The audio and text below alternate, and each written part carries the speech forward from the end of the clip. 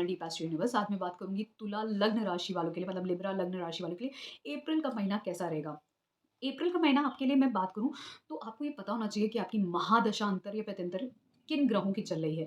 क्योंकि जो ग्रह आपकी लाइफ में जिस तरीके की इंडिकेशन दे रहे हैं, सपोज़ आपका कोई महादशा है जो आपके लिए आपका करियर बहुत बेहतर बनाना चाह रहा है, लेकिन आपकी शादी बिगाड़ रहा है, आपके रिलेशनशिप बिगाड़ रहा है, तो वो उसी तरीके से ही काम करेगा। अब जो ट्रांज़िट होते हैं बड़े ग्रहों के, जैसे शनि है, बृहस्पति है, राहु केतु है, ये उन इवेंट्स को ट्रिगर करते हैं। अब जैसे मैंने एक एनालिसिस में करी थी एक कुंडली का अभी रिसेंट टाइम में ही, मैं बताती हूँ, तो उनका भी जो महादशा थी वो मार्केश की थी। तो मार्केश की महादशा जो होती है, मार्केश दूसरे भाव का, सप्तम भाव का मालिक होता है।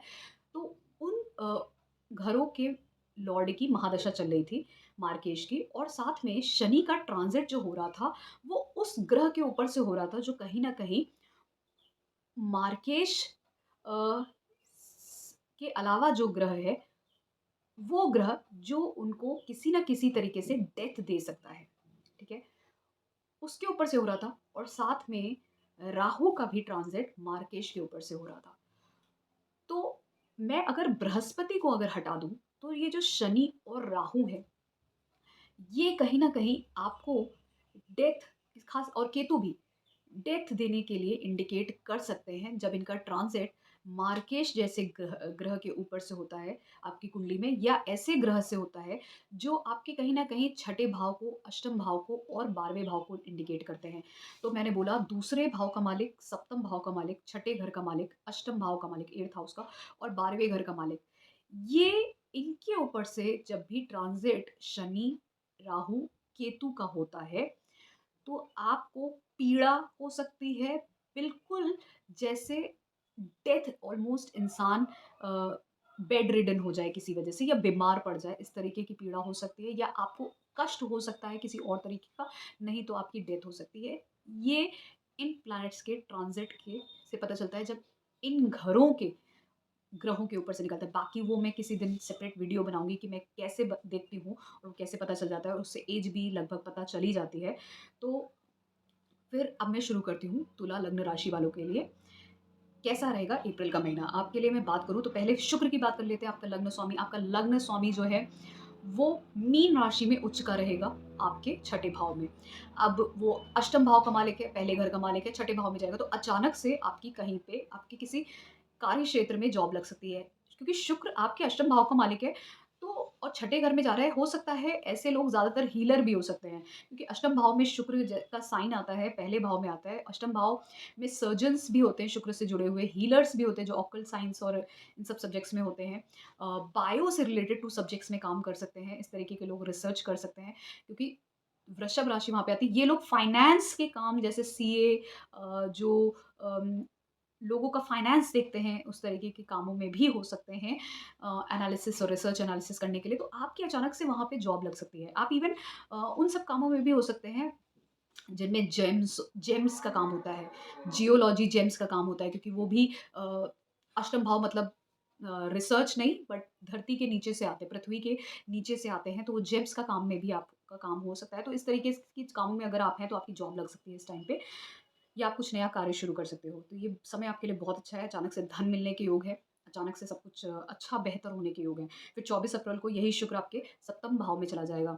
तो ये दिखाता है कि अचानक से या तो आपकी शादी हो सकती है, या अचानक से आप अपने पार्टनर से दूर जा सकते हो। इस तरीके की चीज़ें हो सकती हैं, या कुछ डिफ़िकल्टी आ गई आपके पार्टनरशिप में। ये किसी भी पार्टनरशिप में, मतलब बिज़नेस पार्टनरशिप, या वो कुछ अप एंड डाउन जैसा डिफ़िकल्टी, या बिज़नेस में कोई डिफ़िकल्टी, या मैरिज लाइफ़ में कुछ डिफ़िकल्टी, इस तरीके की चीज़ें। फिर बात करते हैं राहु केतु की। राहु आपके छठे भाव में है, केतु आपके 12वें भाव में है। जब राहु आपके छठे भाव में होता है, तो ये आपके जॉब में दिक्कत नहीं देता है। आपको जॉब लगवाएगा, पैसा देगा, क्योंकि छठा भाव पैसे से भी है। जॉब लगवाएगा, पैसा देगा। पर प्रॉब्लम ये करता है, ये राहु आपके को जेल यात्रा करवा सकता है, अननेसेसरी का पैसा खर्च करवा सकता है, या आपको गलत आदतों में ले जा सकता है, जिसमें आपका ऋण हो जाए किसी चीज़ पे, आपके ऊपर बहुत ज़्यादा लोन हो गया, तो आप उसको, आपको पैसा चुकाना है उस चीज़ का। या आप हॉस्पिटलाइज़ हो गए बार-बार तो वहाँ पे आपका पैसा जा रहा है, या आपकी जेल यात्रा हो गई, आपने कुछ गलत काम कर दिए तो इस वज़ह से। तो ये सब कामों में आपको राहु ज़रूर ले जा सकता है छठे भाव में बैठ के, लेकिन आपके करियर में और आपको पैसा दिलाने में कभी भी प्रॉब्लम नहीं करेगा।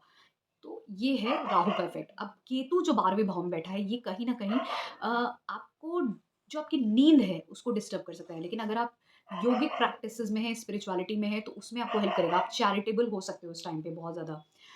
अगर आप फ़ॉरेन जाना चाहते हो और उसके पासपोर्ट, वीज़ा के लिए कुछ प्रोसेस में है, तो वहाँ पे दिक्कत कर सकता है, तो ये केतु, क्योंकि वो कट करेगा चीज़ों को। तो अगर आप नींद के लिए भी मैं बात करूँ, तो वहाँ पे भी आपकी नींद इस वक़्त डिस्टर्ब हो सकती है। इस चीज़ का ध्यान रखिएगा थोड़ा बहुत, कि अगर आप चैरिटी करोगे, थोड़ा स्पिरिचुअल रहोगे, साधना करोगे, तो ये केतु आपको मदद करेगा उस तरफ।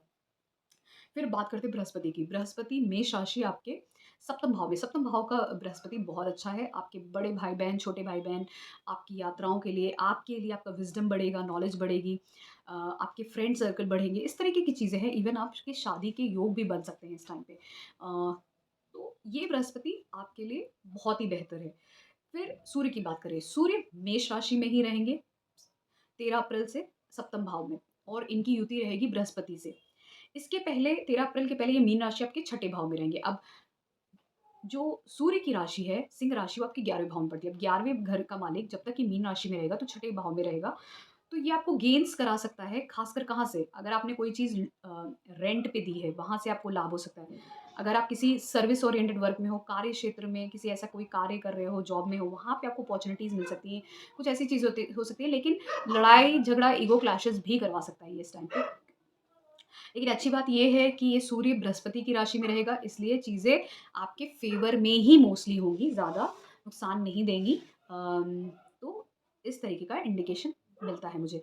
हाँ, थोड़ा एक्सपेंडिचर हो सकता है, किसी अननेसेसरी चीज़ों की वज़ह से हो सकता है। कोई आपका फ्रेंड या आपका बड़ा भाई-बहन कोई अचानक से उसको कोई हेल्थ इश्यूज़ आए, जिसकी वज़ह से एक्सपेंडिचर हुआ, हॉस्पिटलाइज़ेशन हुआ, तो उस तरीके की चीज़ें, क्या थोड़ा-सा ईगो क्लैश हो गया। बट अल्टीमेटली ये आपके कार्य क्षेत्र के लिए बहुत अच्छा है। अगर आपने कोई चीज़ रेंट पे दी है, वहाँ पे आपको बहुत अचानक से गेन्स हो सकते हैं, या फिर आपने कोई कोर्ट केस या लिटिगेशन चल रहा था, वहाँ पे आपको अचानक से विक्ट्री मिल गई। इस तरीके की चीज़ों के इंडिकेशन ये देता है। अब यही सूर्य आगे जब 13 अप्रैल को बृहस्पति के साथ युति करेगा मेष राशि में, तो ये उच्च का होगा, बृहस्पति के साथ युति करेगा, फिर इस पे शनि की दृष्टि भी होगी। तो ये एक अच्छा कॉम्बिनेशन बनता है, ख़ासकर जो लोग लव मैरिज करना चाहते हैं इस टाइम पे, तो उनको फ़ेवर करेंगे, उनके बड़े भाई-बहन या फ्रेंड्स फ़ेवर कर सकते हैं। लव मैरिज में इस तरीके के चांसेस बनते हैं। फिर उसके बाद अगर लव मैरिज नहीं, तो इस टाइम पे उनको चाइल्ड बर्थ की अपॉर्च्युनिटी मिल सकती है, या कुछ अपनी क्रिएटिविटी से कोई नया बिज़नेस शुरू कर दें, इस तरीके के भी चांसेस बनते हैं। तो ये बेसिकली बहुत अच्छा इंडिकेशन है इस टाइम पीरियड, क्योंकि शनि पंचम भाव से बैठ के तीसरी दृष्टि देंगे आपके सप्तम भाव को, तो ये पंचम और सप्तम का योग जो बनेगा, और साथ में 11वें भाव का मालिक यहाँ पे होगा, बृहस्पति भी बैठा होगा, और वो 11वें घर का मालिक उच्च का हो, तो ये काफ़ी सारे कॉम्बिनेशन बहुत अच्छे योग बना रहे हैं।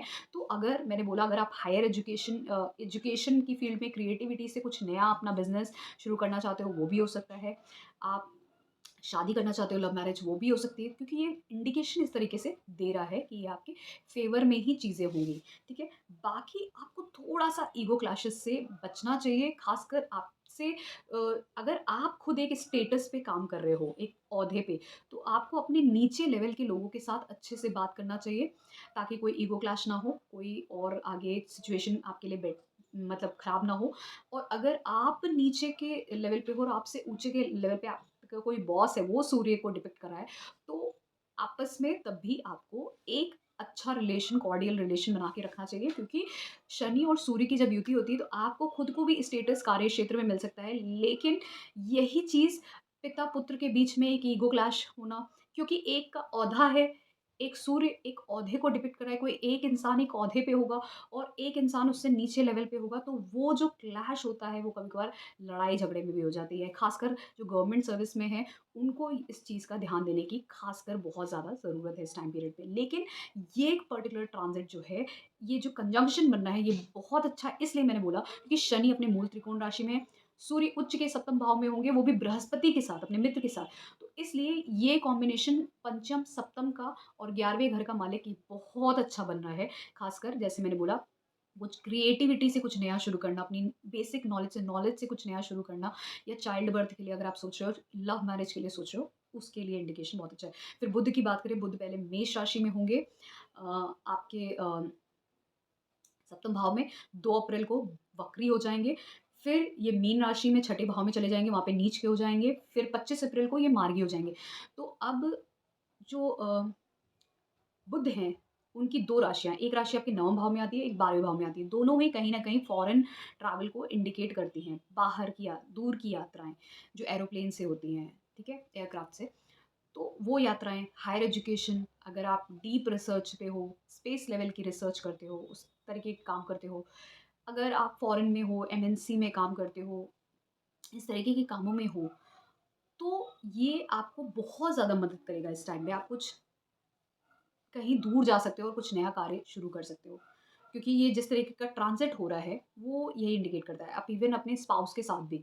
लेकिन सिर्फ़ ध्यान दीजिएगा, डॉक्यूमेंटेशन के जो काम होते हैं और जो भी आपका कम्युनिकेशन जो करते हो, फ़ॉर्मल या इनफ़ॉर्मल, उसको जब भी आप करो, वीज़ा वर्क हो या पासपोर्ट का काम हो या कोई भी डॉक्यूमेंटेशन काम हो, कम्युनिकेशन से रिलेटेड हो, जो भी आप बोलते हो, लिखते हो, डिजिटली कर रहे हो, उस पे आपको ध्यान देने की ज़रूरत होगी, क्योंकि वहाँ पे आपका कुछ गड़बड़ हो सकता है। ख़ासकर अगर आप फॉर्म फिल कर रहे हो, क्योंकि मीन राशि में जब ये वक्री होके बुध जाएगा, वहाँ पे राहु के साथ, राहु जो होता है आजकल की नई टेक्नोलॉजी जितनी भी होती है, जैसे लैपटॉप, मोबाइल, ये सब चीज़ें, और कम्युनिकेशन को इंडिकेट करता है बुध, और वक्री होगा, नीच का होगा। तो अगर आप फॉर्म फिल करते हो सपोज़ किसी चीज़ के लिए, किसी पासपोर्ट का, वीज़ा का, वहाँ पे आपसे गलती हो सकती है। तो इस चीज़ का ध्यान दे रखिएगा। आपसे बोलते वक़्त, लिखते वक़्त ये सब चीज़ें गलती हो सकती है, तो इस चीज़ का इसीलिए मैंने बोला ध्यान दीजिएगा। और इसी तरीके से आपके लैपटॉप, मोबाइल के साथ भी कुछ इश्यू हो सकता है इस टाइम पे, इसका भी इंडिकेशन दिखता है। तो अगर इसकी महादशा अंतर्य-प्रत्यंतर है, तो ख़ासकर आपको इस चीज़ का ध्यान देने की ज़रूरत है। फिर 25 अप्रैल को ये मार्गी हो जाएगा मीन राशि में ही, जहाँ पे वो नीच का है।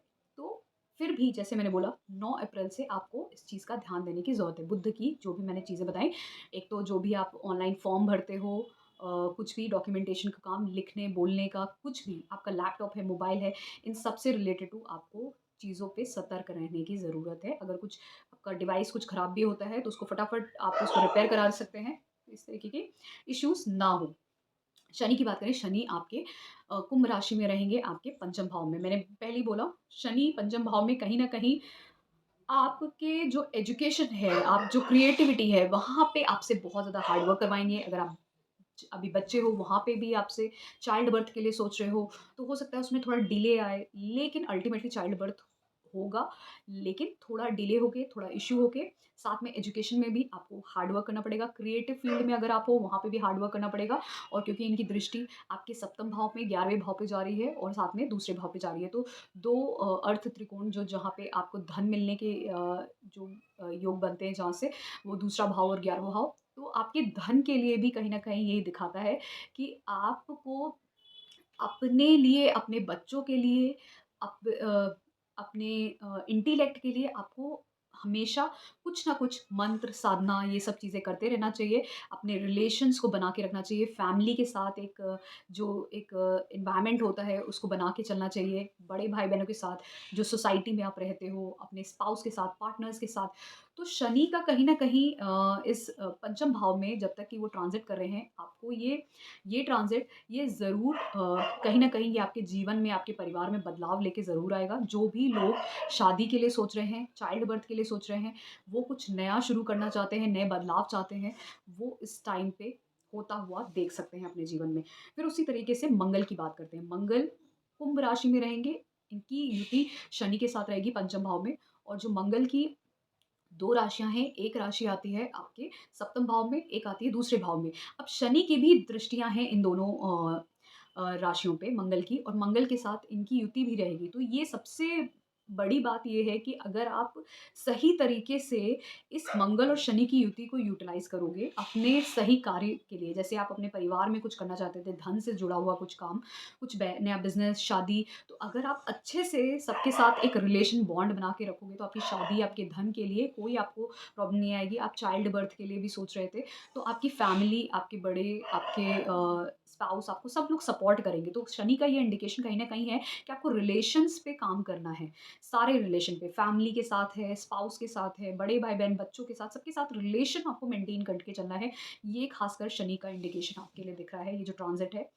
तो मंगल के साथ भी इसकी जो युति होगी, वहाँ पे भी आपको बहुत ही सतर्क रह के काम करना है, क्योंकि ये जो युति है, ये 2 तरीके से काम करती है। कभी-कभार आप क्या होता है कि आप कुछ बोलते हो और उसकी वजह से कुछ गलत इंटरप्रिटेशन होता है और लड़ाई-झगड़ा हो जाता है, क्योंकि मंगल की जो दृष्टि है, यहाँ से एक अष्टम भाव में जाएगी, एक 11वें भाव में जाएगी, एक 12वें भाव में जाएगी, और अष्टम भाव कहीं न कहीं बहुत सारे अप एंड डाउन, एंग्ज़ायटी और टेंशन का है, और 12वां भाव भी गुस्से का है भाव है। कभी अगर हम केपी एस्ट्रोलॉजी को समझे तो 12वां भाव गुस्से का भी होता है, क्रोध का भी होता है, क्योंकि एनर्जी का लॉस है, टाइम का लॉस है, पैसे का लॉस है।